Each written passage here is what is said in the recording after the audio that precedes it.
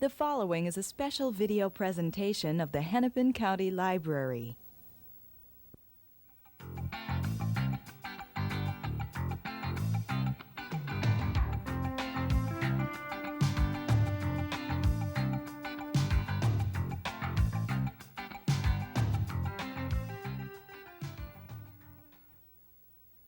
Hi, welcome to a discussion with Aaron Elkins.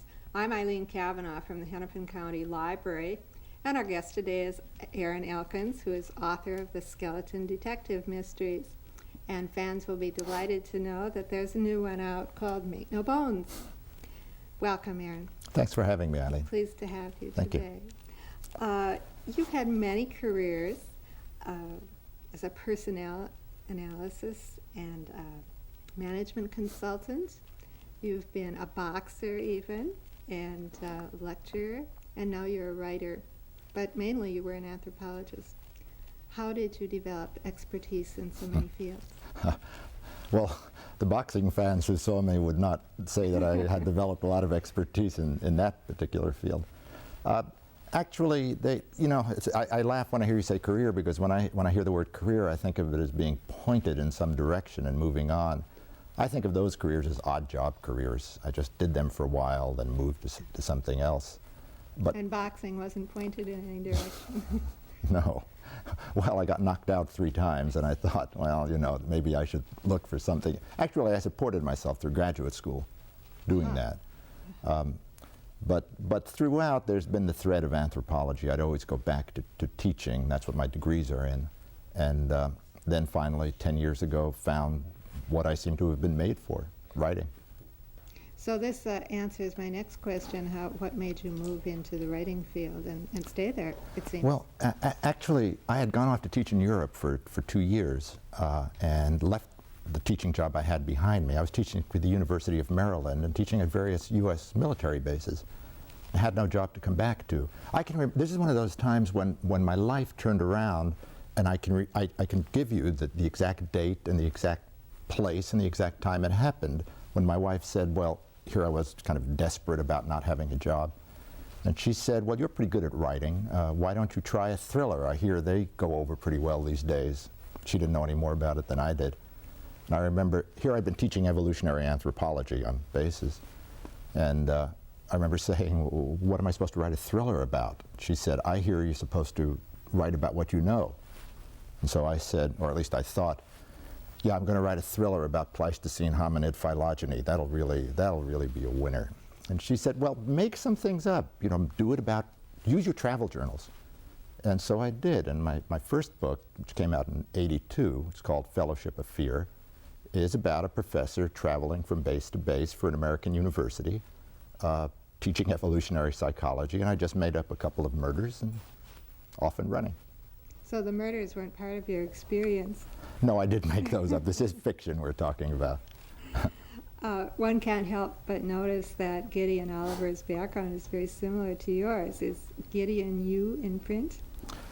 I don't think so. He's much wittier. He's smarter, and I say that without affectation. Yeah, sure. I know I write this stuff, but writing's different than being. When Gideon can be funny, just like that, I may have sat there 2 hours thinking up the remark, or it may be a remark he makes on page 17 that I finally thought of when I was up to page 280 and went back and did it. And so he also knows more things than I know, because I go to the books and he doesn't.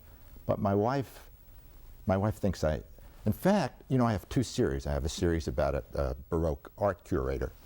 I shoot for the macho crowd, you can see that. And my wife likes those better, likes my other character better, which most people don't. And because she says the Gideon Oliver books are boring. They're like living with me. She knows what he's going to say before she reads it, because it's what I would say. But that Chris is more off the wall and more entertaining. So I guess I'm a little bit like him. Interesting.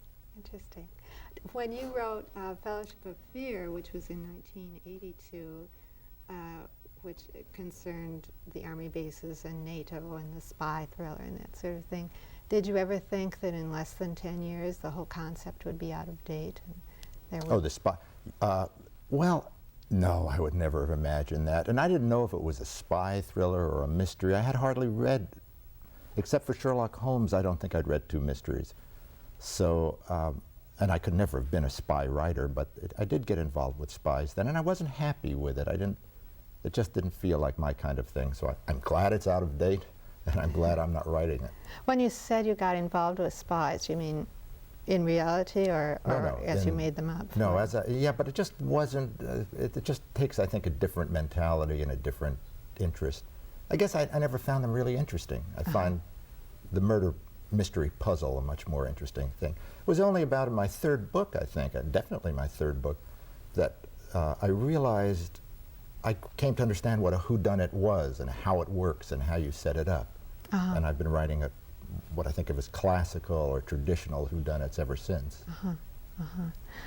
You said that when you first started writing, you never believed you could ever sell a book. No. How did it feel when the publisher accepted that book? That is, the 2 great days in a writer's life are when that letter comes and when you hold the book in your hand the first time. My wife would add another one. She'd say when the first check comes. I didn't think that, but that it's wonderful. When you get that acceptance and the publisher says, well, now, you're a first-time writer, so we can only offer you such and such an advance. Well, no reason not to know why not. I got a $2,000 advance in 1982, which was pretty typical for a first mystery, and is not so atypical now. It's up at maybe double that or a little more for those aspiring mystery writers that are waiting to in the audience. Yeah, yes. Don't quit your job when you get your first sale. And she said, well, we can only offer you $2,000, and I almost said, you mean you're going to pay me for this? It was wonderful. In advance yet? Yeah, in advance. Before you've seen the whole thing. Well, not really, because I'd written the book. I mean, You advance had for them. completed But it.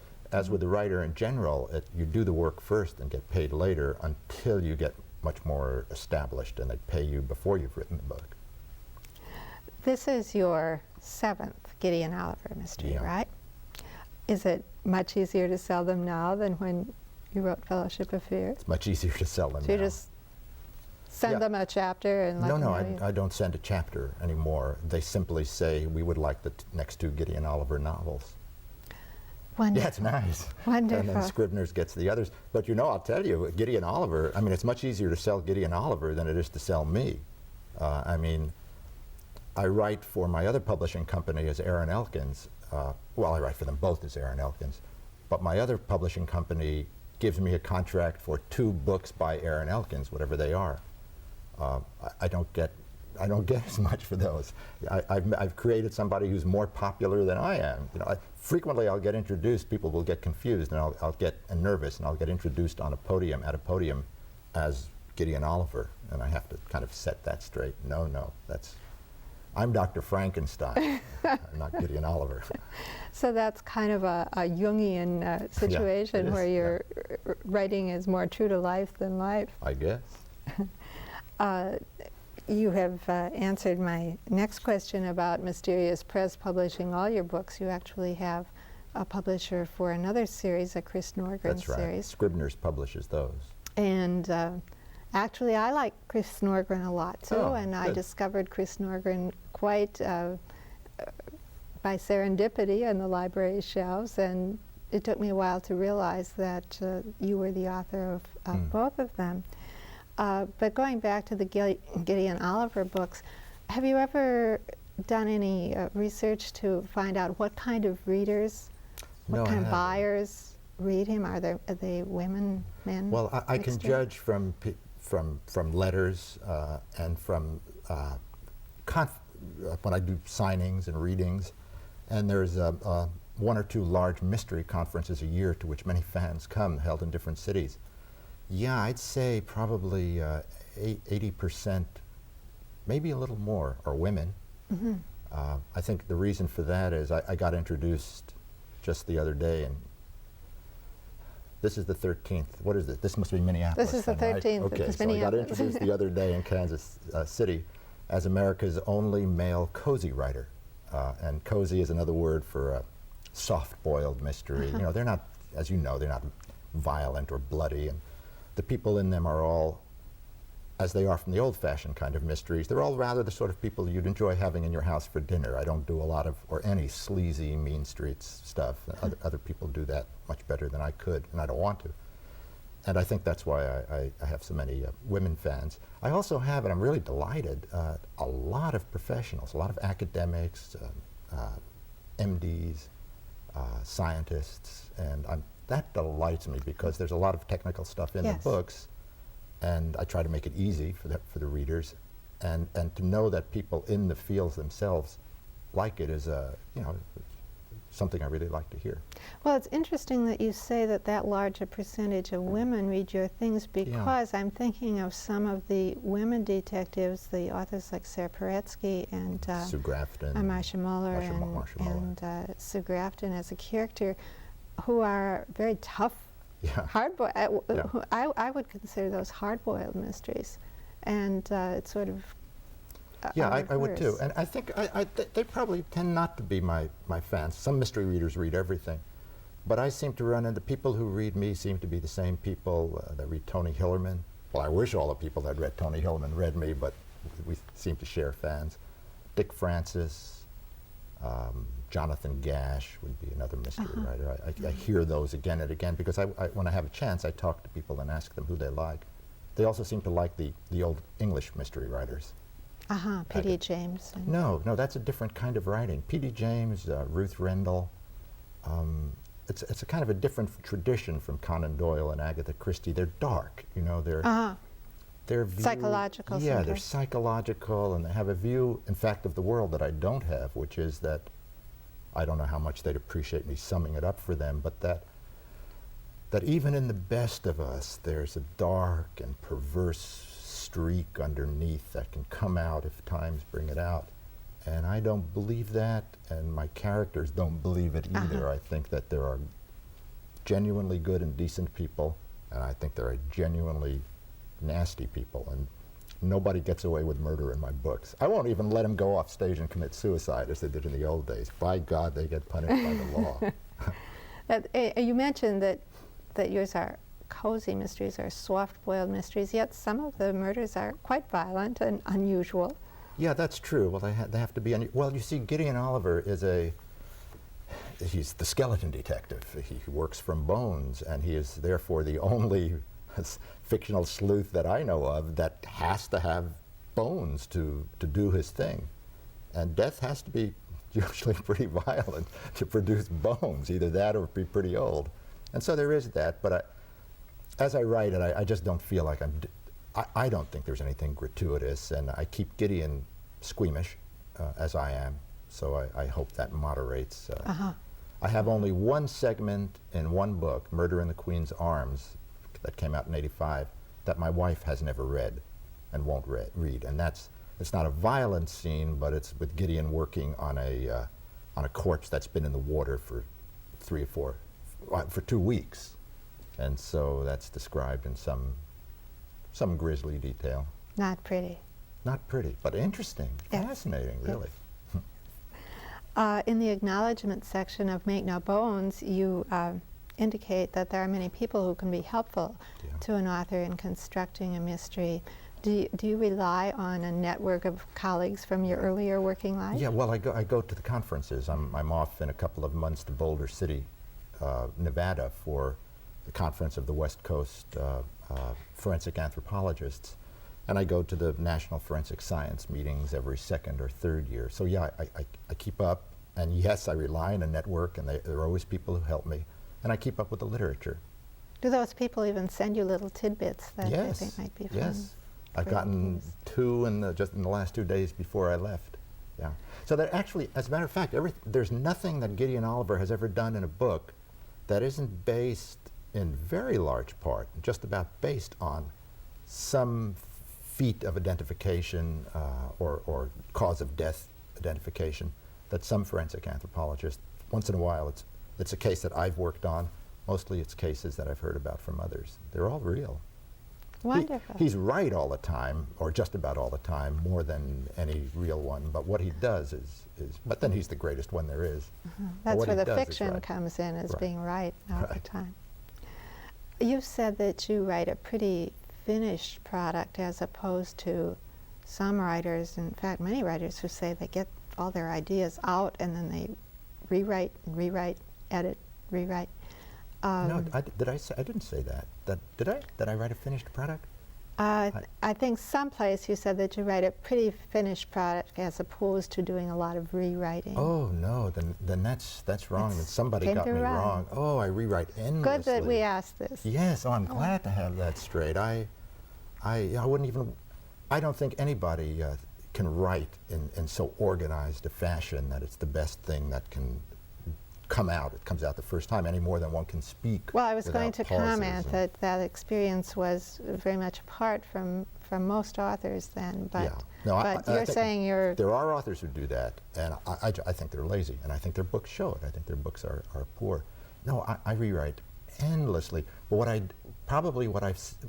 I was quoted on was that by the time I'm done with what you might say is a first draft, it takes me about a year to write a book. 2 pages a day, working at it about 6 to 7 hours, is a pretty good day's work for me. And it's not because of the research, it's because of, I mean, I'm working on my third thesaurus. I insist on getting it as right as I can. I mean, I hardly need a thesaurus. I can tell you that 364 is the number for color, and 912 is the number for resentment, and 952 is the number for arrogance. I practically know it by heart. What I probably said was that by the time I finished what most authors would call a first draft, it's done, and my second draft only takes me a week or two. But that first draft has been rewritten. I throw away, well, I keep it in a file now because the university keeps my papers. And it's interesting to see, I have probably 4 times more material in my discard file by the end of the book than I have in my actual printed file. And that doesn't count all the stuff that came up on the computer screen and just got dumped without ever seeing hard copy. How long have you used a word processor? Did you write? I used to do it on a legal pad, and then I taught myself to do it on a typewriter, which I never liked because it hummed and it sort of, you know, why aren't more words going on? It was an electric typewriter. And then when when my book started selling better, I bought a computer, and I can hardly be without it now. If I'm writing on the road now, I take a laptop with me. I can hardly, it's like I've forgotten how to do long division. Well, I've Yes. practically forgotten how to write. Yes, the technology has Yeah. really changed most authors' lives. Yeah. Now, you also, besides your anthropological conferences, you attend mystery writers' conferences. Yeah.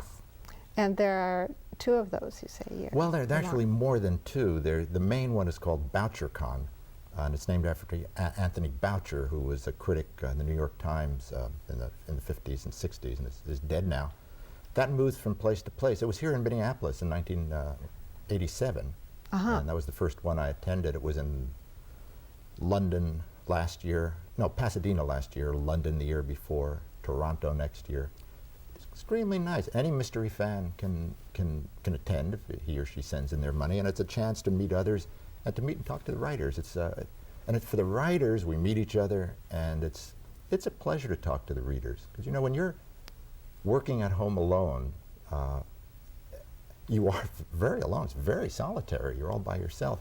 And although you get a royalty check once in a while, your neighbors never really understand that you. I mean, how could a relatively famous writer be living next to them? And they don't quite know what you do. If I say I'm a writer, and then they say, well, what do you write? And I say, I write mysteries. They say strange things like, could I buy your book in stores?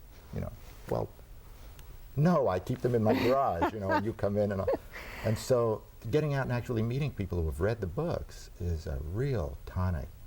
Once a year. I mean, I wouldn't want to spend too much time doing it, but once a year it's great. Sort of keeps you in contact with reality. Yeah, with reality and with people who actually can tell you can say, well, why did you have John Lau do thus and so in such a book? Keeps you on your toes.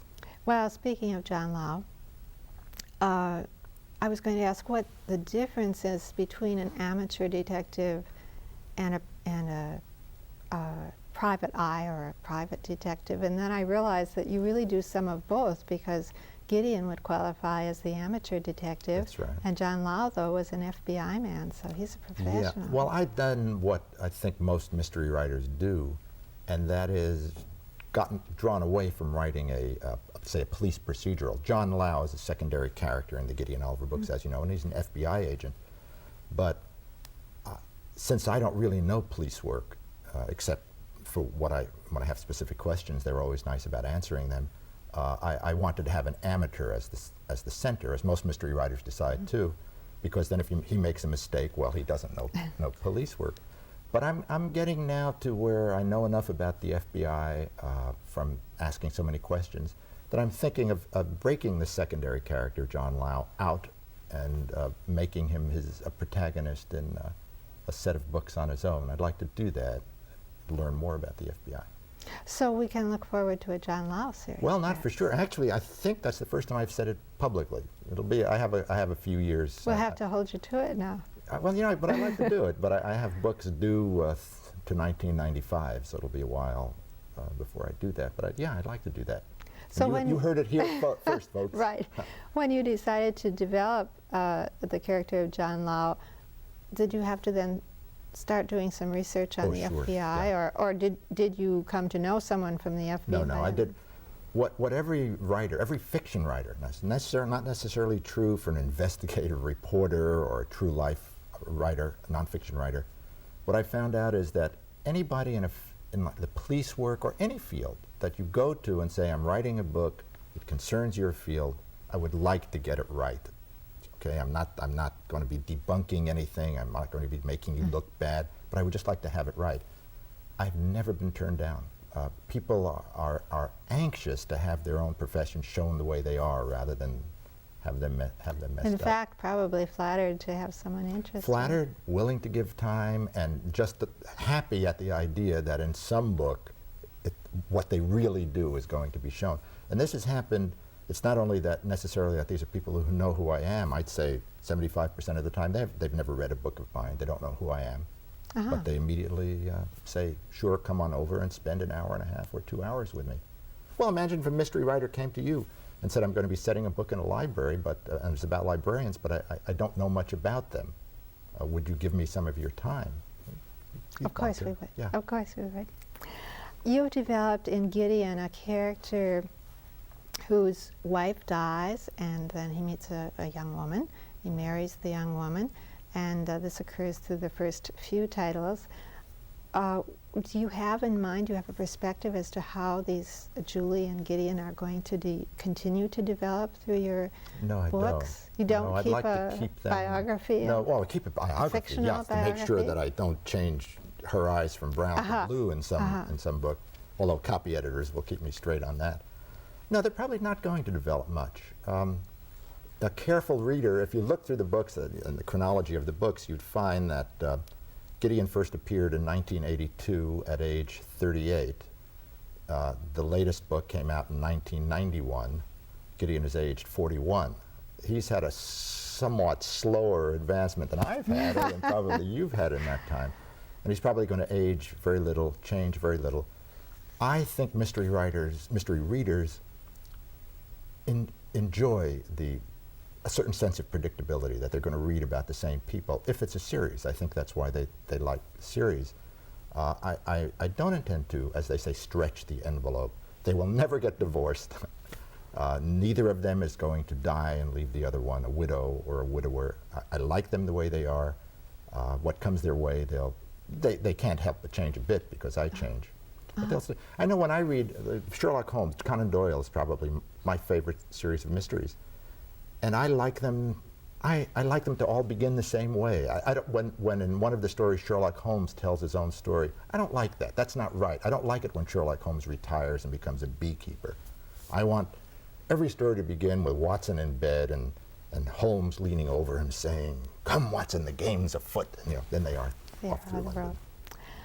There's comfort in sameness. That's a good word, and I think mystery readers do look for that. They're not terribly bloody-minded. I think you'll find bloodier books and books about pathological killers and serial killers, mutilators. You're much more likely to find those on the mainstream shelves. Yes. than in the mystery shelves. Yes. They In like- fact, librarians are always wondering about that thin line between Yeah. psychological Yeah. thrillers and detective stories. And I think you're right that many people who like to read detective stories do not like to read Yeah. horror stories. Well, I'm sure that's so.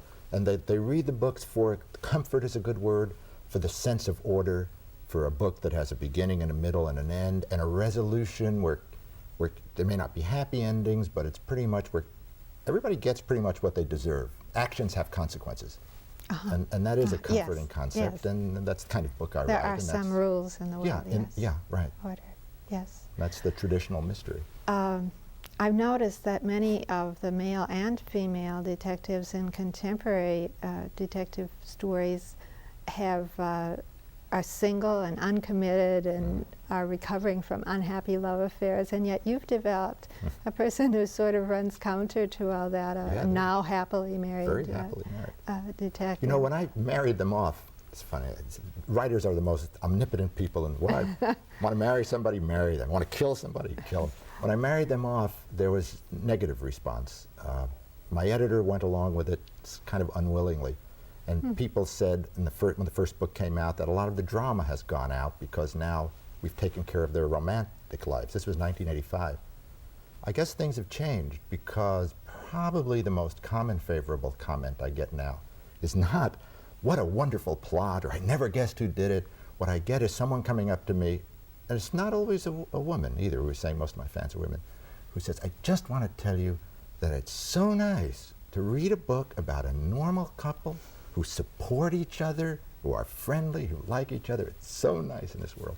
So it's very, it seems to me like a difference in public perception. You may have hit upon a longing in the population. I think so. There's another advantage for a writer like me who's embarrassed to write about sex, which I did in my first two books a little bit, because I thought you had to be published. Well, if you marry them, nobody wants to read about sex between married people, so I don't have to write about it anymore. One of the funniest parts of Make No Bones is the professor whose specialty is coprolite analysis. Yes. And in 30 seconds, tell us, is there really such a specialty? There is such a specialty as coprolite analysis. And it's the analysis of excrement, of feces, mostly of vanished species. And the purposes are, I mean, after all, if you could really find out what dinosaurs ate, you know, or never mind dinosaurs, early man. Did he eat vegetable matter? Did he eat, and you can determine that from fossilized excrement. There is such a field. The person I know who's in it is every bit as enthusiastic about it as the character in the book. Wonderful to have you. I wanted to talk about Chris Norgren in your other series, but we've run out of time. Fine. Thanks but very thank much, you for Eileen. being with us. Thank you. Hope we'll hear some more from Gideon Oliver. You can count on it. Thank you.